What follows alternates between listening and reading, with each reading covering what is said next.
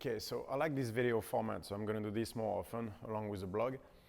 And so thank you for all your answers and all your questions. The first one, I think, went very well, so that was cool. And a bunch of the questions I had was about how do I do my assessment with athletes. And so you have to look at it like you will look at a painting. Really, you can't just, so if you look at a painting, right, you can't just look at a very small part of the whole thing just to see how what the athletes had in mind, right? You'll see some of his technique, you'll see the colors that he used and everything, but you will miss the big picture if you look just at an area that is too small. In order to see what the athlete has in mind, you have to take a step back and look at the entire thing. And that's really how I look at athletes. Is sometimes I just take a step back and I look at how they move. That's it. I'll look back and then I'll see if where are the differences, where are the problems, really? Is there something that just jumps out right away when they start moving? Are they shifting? Are they not using some part and everything? So yes, do I use numbers on lifts and things like that to have an idea where they are? Yes, of course. I love data, and then I always ask for people for the numbers, but this is to give me an idea where the problem starts. But many times, I'll make them move in front of me, and then I'll see if something jumps out first. I mean, so again, this is a painting. Just take a step back, and when you look at your athletes, just look at the overall. Just get a feel. When let's say they squat or they deadlift, does it look like a natural movement to them? Like, there's a saying where we say, like, we all do things the right way differently, but we all do things the wrong way the same. So the mistakes we make are usually basically the same ones, right? So when you see on a deadlift or on the squat, you will see the same patterns. Not everybody has the same patterns, but you'll see certain patterns emerging.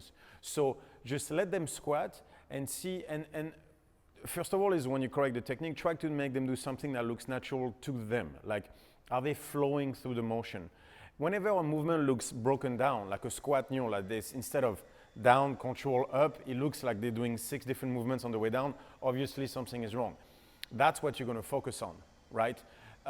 Same thing for a deadlift. Is the movement natural, or does it look like there's just too many steps in it, right? So, and that's a feel. That's where the artistry of coaching comes in. I'll look at an athlete at first and go like, I won't tell him how to squat.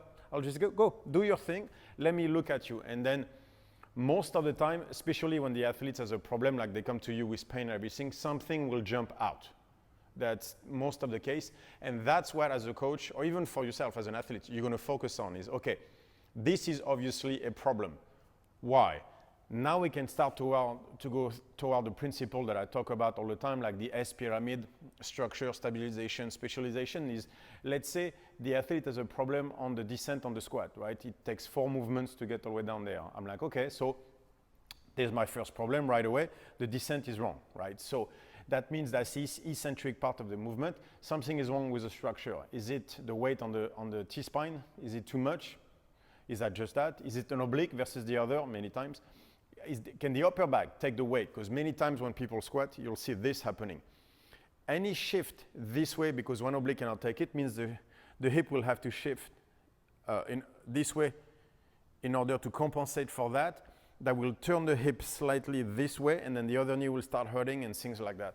So don't necessarily start with where they tell you they're hurting, because that's not where the problem is. 99% of the time, wherever you feel pain is not where the problem is. That's where the problem ends, but not where it starts. So whenever people tell you I have this problem, I have that problem, my PTs are very, very good at explaining to you where you're hurting, right? They have those fancy terms, and I love when they come and they basically don't offer a diagnosis, they offer an explanation. So yeah, basically what they're saying with all those fancy terms is your shoulder hurts. I'm like, I know, that's what I came to see you for, because my shoulder hurts. So the key with all this is you want to ask the athletes all those questions, but then after that, start to make them move. Let's see what's really happening. Don't focus too much on where the pain is, because many times that's just the end, the end route of the problem, not the key log, not the beginning, the source of the issue. So make them squat in front of you. Is the descent a problem? If the descent is a problem, then you know it's a structural issue, right? S pyramid. If at the bottom they have a problem of shifting forward and backwards or sideways, stabilization issue. that will tell me more the glutes. And then if it's on the way up, then is it extension of the spine? And then that's how I decompose things to do an assessment. But again, this is looking at a painting. I look at the overall. I try not to fixate myself too much on a specific thing, because that will mask the entirety of the issue. So you want to absorb as much information as you can from the athletes by just taking a step back and looking overall. And I focus on what does not look normal. People have different stance on the squat or deadlifts or whatever. It's just, I look first at whatever doesn't look normal. Just look at the obvious first, right? I know, again, this sounds obvious, but it's not. Just take a step back, look at the obvious, and first focus on what's really, really abnormal. So there's a scientific principle behind this. It's called a well-done control function that I talk about. It's something that has to do with engineering, and it looks like this. So, right? So you have two kinds. You have the well-damp control function, where the oscillations go smaller, right? And the next one, the oscillation goes bigger. So this is really, as a coach, what you have to focus on. And that straight line in the middle, that's perfection, right? That's something you're never going to achieve. So don't worry about it. It's never going to get there. What I'm looking at when I have an athlete is the oscillation. So every time you go up, that's the top. Those are mistakes, right? The further away from the straight line perfection you are, the bigger the mistake. So those are the top points where you are the furthest away into the mistake. What I'm looking at is over time, are the oscillations going smaller, right? Because we're going to go up there, problem with the glutes. So now you're going to compensate. Boom, too much quads. So I fix the glutes a little bit, right? So you're still not using them enough, but you're not as far. So now you're going to compensate, but not as much. And we go like this, and is the oscillation going smaller? If the oscillation goes smaller, I'm doing something good. That's what I want. So, no, I'm not going to fix it in 2 days anyway. This is going to take time, and that's okay. That's the way it works. But the question is, are the amplitudes of the mistakes is the amplitude getting smaller or not? If it's getting smaller, you're doing a good job, right? Just keep doing this. You're fixing the problem. Is it fast enough? It's never fast enough. No matter how strong you get the athletes, no matter how much better they feel, they always want more. That's okay. That's what's required of an athlete. They have to have the mentality of, I want more. Your job is just to make sure that the amplitude is getting smaller and not bigger, right? Do you want to go faster? Of course, I always want to go faster. I want to fix everybody in one day, but you know what? It's not going to happen. So it's okay. Just keep working on what needs to be worked on. Just make sure the amplitude is getting smaller. Again, this is called a well-damp control function. So a lot of the coaching that I do is based on this, right? Because people ask me, well, the person cannot, I had a question, like the person cannot hold the weight overhead without shrugging and everything. So should they still do this? And the answer is yes. Is it going to look ugly at first? Yes, it is. So short of creating damage on the soft tissue, they should do the movement, right? Because we need to create a good pattern. The faulty pattern was learned by the athletes for many different reasons, and there is no way of teaching them the good pattern without first building the structure, right? Because they're going to have to feel their lats. So in the meantime, I'm still going to make them carry overhead. Is it going to look good? No, it won't. Every time you're going to have people going, oof, that's, like usually the face I make, like, oh my God, like it's going sideways, it's going this way. That's okay. I mean, it takes time. We're going to get there. But at first, yes, it's going to look ugly, but we have to recreate a pattern here. So we have to break the faulty patterns and we have to create a good one. So by working, let's say it's overhead positioning, that is an issue, right? So we're going to start with the oblique. I mean, first we're going to make sure the shoulder is not going to fall off, right? So we build that, and then the lats just to secure the shoulder, and now I can work on the oblique. Once I've worked on the oblique, then I can go back to the lat, build it some more, and then we can go back to the shoulder, and finally things are going to start to even out. Problem on the other side will lessen, things like that. So that's how I break the faulty pattern. But in the meantime, I need to create a good one also. So it's kind of a juggling between the two. So I want the athletes to do the movement, even though it will not look good. What I am looking at is 2 weeks from now, is the pattern better, right? So again, am I in a well-damp control function? What I don't want is this, where the oscillation gets bigger. So we start with the athletes doing an overhead yoke carry, right? And it's slightly uneven. By week 2, is even more uneven, like he's tilting even more one side, you can tell the oblique is getting crushed, then I'm doing something wrong, right? But if you're in that pattern where, like, I mean, not week to week, but let's say 2 weeks from now, it's better than 2 weeks ago, then you're doing great. Just keep doing that. Whatever you're doing, it's working. So keep doing this until you hit a problem. And again, we go back to the athletes. They always wanted to go faster. My advice on this is start all your session by explaining to your athletes the why and the how, and not the what. Okay. Again, I go back to that lecture from Simon Sinek on TED that you should see, but there is a biological component to this. The what is the neocortex. Okay, it's language processing, which means they hear what you're saying, but they don't truly understand it. To understand it, you have to go to the limbic part of the brain, which is the brain that controls emotion, especially fear. For them to stop freaking out every time about the lack of progress or being strong, you need to go toward the limbic part of the brain. So telling them what you're going to do is not going to do it. That's the neocortex. To go toward the limbic brain, you have to explain the how and the why. So spend 5 minutes on every session, especially when someone who's hurt, about to get hurt, like who has a major issue. So at every session, spend 5 minutes explaining how and why you're doing what you're doing, right? You have to get to the athletes so they understand what is it, why is it they're doing it, how is it, are we going to get there? Because then you tell them, look, I know right now it's not good, right? The oscillation is too big, but we're going to lessen the oscillation toward perfection a little bit every week. And if you keep explaining this, the why you're doing it, the how you're doing it, explains your principles, explain moving forward and everything, eventually you'll get the athletes to relax a little bit, to fully understand the process, and they will be so much more receptive to your coaching. And they will do so much better for themselves too. And by the way, they will become smarter athletes. Smarter athletes are a lot easier to deal with for coaches, basically. And you know, the point of this is educate people, right? Let's make better humans. So explain how, explain why every session, tell people, okay, this is what I see is wrong. Like when I coach, I talk all the time, because if you don't hear me talk, that means you're doing good. But something is wrong, I'll come and I'll say, okay, this is wrong. I'm just gonna go like, okay, that you suck. I mean, I say that anyway, but you suck, but then I explain why they suck and I explain how we're gonna fix it. Okay, so think about that. And remember, the oscillation goes smaller, you're doing a good job. So as an example, I saw a very famous CrossFitter. I'm not going to name names because it's not to single him out, it's to make a point. I saw a very famous CrossFitter snatching on Instagram like 2 weeks ago, and I noticed that he pulled with his right arm very early.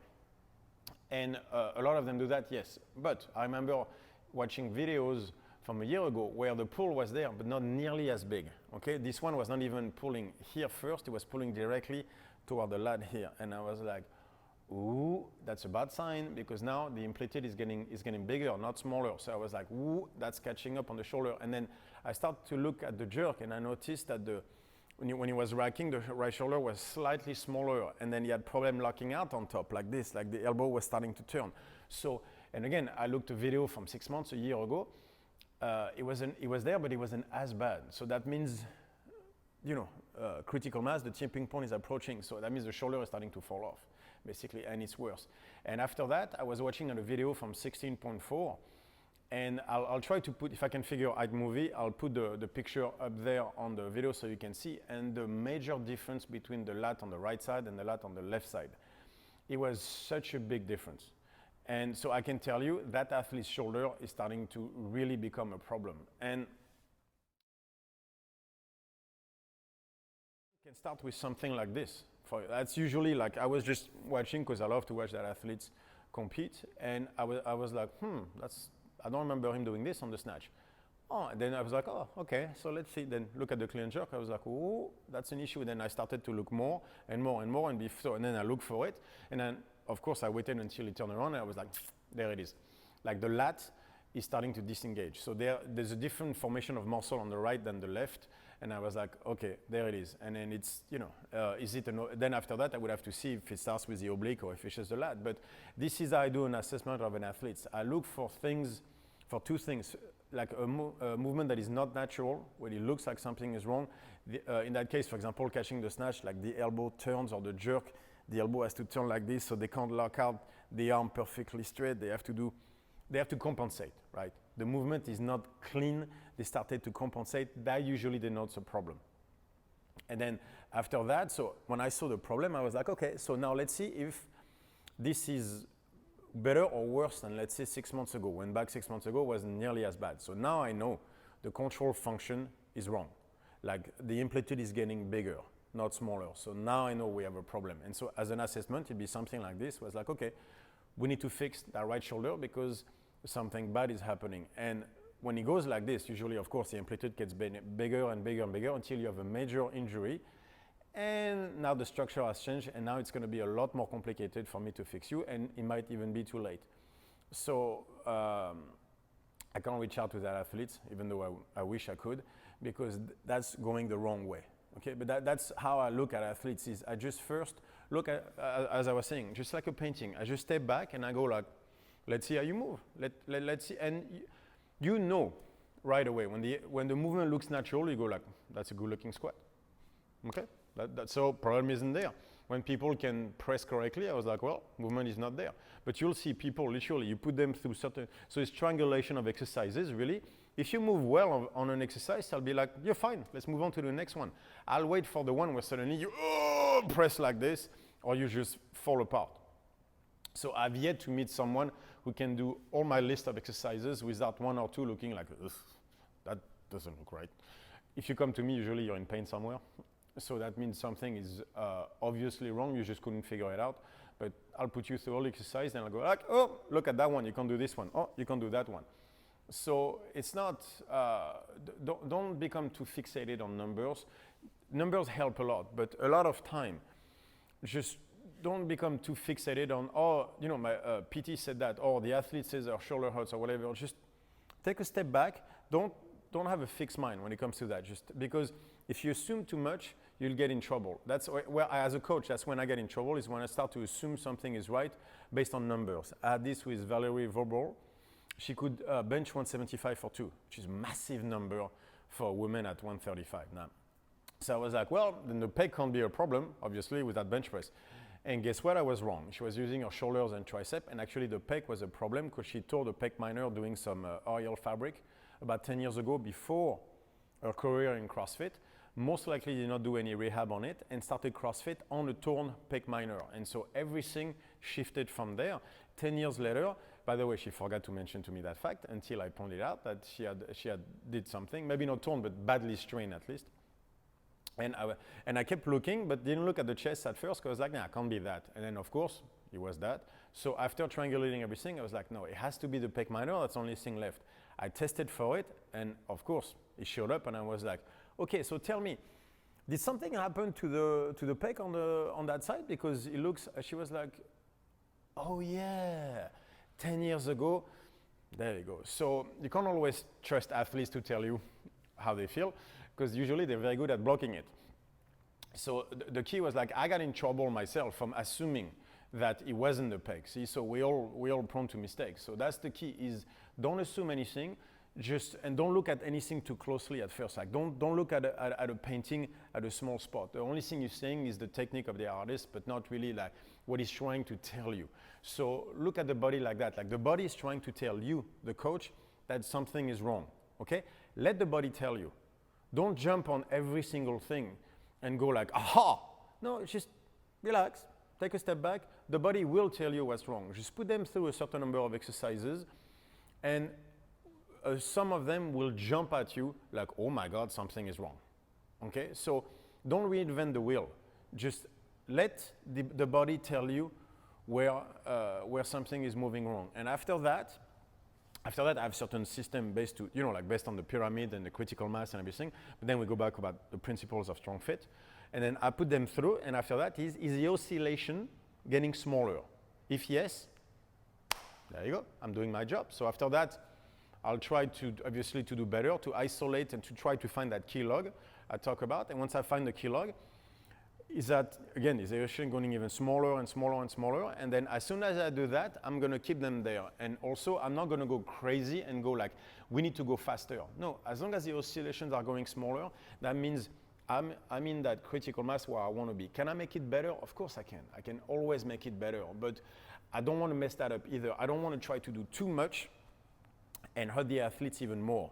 What I want is, I want to find the you know, like remember the box and the circle in it, right? If I can put the athletes in that, the body by itself will get better, okay? The problem will be fixed, not by itself, but you know what I mean? Like just keep the athletes in that zone of critical mass, of try to make the box bigger and then try to make the circle still fitting within this box, put the athletes in the middle of that, and just wait. Are the isolations getting smaller? Yeah, you're doing a great job, okay? You're making them better.